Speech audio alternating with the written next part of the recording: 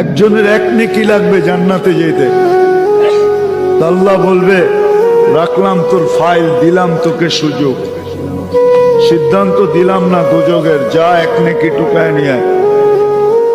তো কিয়ামতের মাঠে সমস্ত আপনজনের কাছে যাবে, কেউ নেকি দিবে না, নৈরাশ হয়ে চলে আসবে, ভাববে দুযোগ অবধারিত।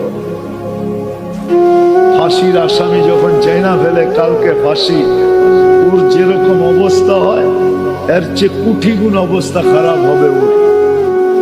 অপরিচিত একজন ডাকবে, এদিকায় তোর এই অবস্থা কেন, দুরবস্থা? বলবো আপন জনের কাছে বলছি, কোনো কাজে দেয় না, তোমাকে তো চিনি না। বইলা তো দেখতে পারিস, যদি কাজে লাগলো এক নেকি হইলেই জান্নাত। তো যাবে হাত দিয়া বলবে ল এক নেকি,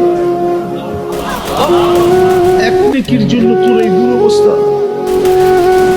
তো ও এক নেকি পাইয়া অতটুক খুশি হবে, ওর চেয়ে কোটি গুণ খুশি হবে কেউ যদি আকাশের চাঁদ হাতে পায় যতটুকু খুশি হবে, এর চেয়েও কোটি গুণ যাবে।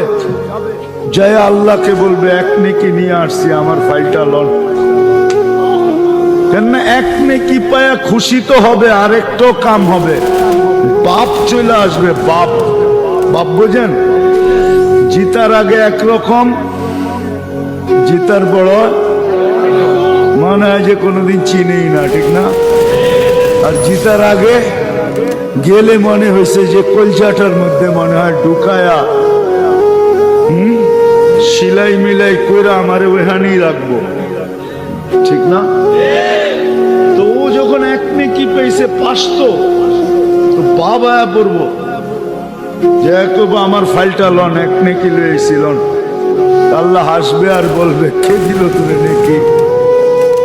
তো বাবের সাথে বলবো কিয়ামতের মাঠে কি আপনি একলাই, আর কেউ নাই? আল্লাহ হাসি দিয়া বলবে যে দিছে নেকি ওরে ধরে নিয়ে আয়। তো যা করব চল ভাই, আল্লাহ ডাকে, এতক্ষণ তো ভালোই আছিলাম, নেকি দিলাম আর বিপদে পড়লাম, চল যাই আল্লাহর কাছে। যাওয়ার পর আল্লাহ জিজ্ঞাসা করবে কিরে নেকি দিলি কেন? তো আমার তো আসেই একটা, কি কামে লাগবো? বাবা একটু বাপ নিয়ে করবো, আমার তো আসেই একটা নেকি, আর তো কোনো নেকি শেখি নাই, একটা দিয়ে আমার কি কাম হইব? আর এটা কিয়ামতের মাঠে নষ্ট করে কোনো লাভ আছে? বুদ্ধিমানের কাম করলাম, ওরে দিয়া দিলাম, ওর কামে লাগলো। একটু স্টাইল নিয়ে করবো আর কি। আল্লাহ হাসবে আর বলবে আমার চেয়ে বড় দাতা হইতে চাস, তাই না? যে জিতা গেছে ওরে বলবে খুশ বিয়া দিয়া আখি, তোর ভাইয়ের হাতে ধর, চল জান্নাতে। আমি আমার চেয়ে কাউকে বড় দাতা হইতে দিব না, না না না। এই উম্মত এক নেকি দিয়া পাবে। আসেন একটু চিন্তা করি।